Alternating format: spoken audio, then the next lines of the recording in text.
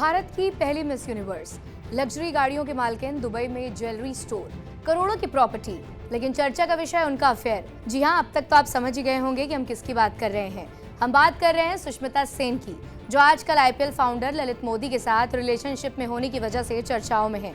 बात सिर्फ इतनी सी होती तो ठीक था, पर सोशल मीडिया पर सुष्मिता सेन को गोल्ड डिगर कहकर ट्रोल किया जा रहा है। हालांकि सुष्मिता सेन ने ट्रोलर्स को कड़ा जवाब दिया है, लेकिन इसके साथ ही गोल्ड डिगर जैसा शब्द एक बार फिर चर्चा में आ गया है।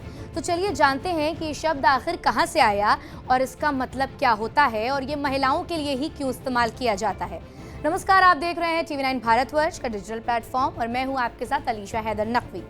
दरअसल गोल्ड डिगर शब्द का इस्तेमाल 20वीं सदी में शुरू हुआ।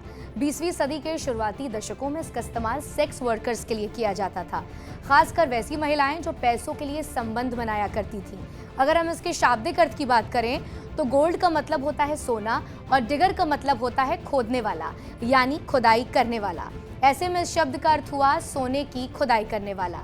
लेकिन इस शब्द का इस्तेमाल वैसी महिलाओं के लिए किया जाने लगा जिन पर पैसों के लिए अमीरों के साथ रिलेशनशिप में आने या शादी करने का आरोप लगता रहा। वहीं ये शब्द पहली बार सन 1911 में पब्लिश हुआ।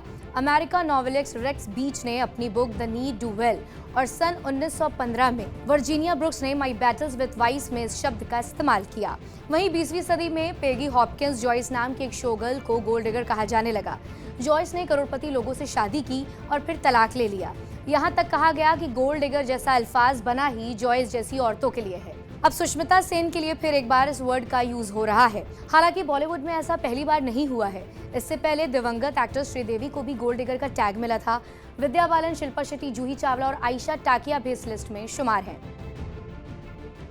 आखिर में ये कि सुष्मिता सेन को गोल्ड डिगर कहकर ट्रोल किए जाने पर लोग तरह तरह की अपनी राय जाहिर कर रहे हैं।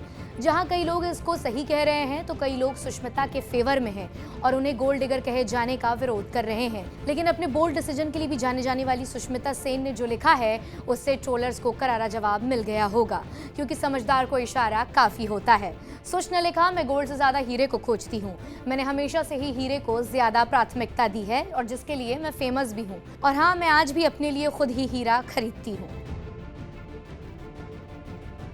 फिलहाल इस वीडियो में इतना ही। आपको हमारा ये वीडियो कैसा लगा हमें कमेंट सेक्शन में लिखकर जरूर बताएं और ऐसी तमाम अहम जानकारियों के लिए सब्सक्राइब करें टीवी 9 डिजिटल।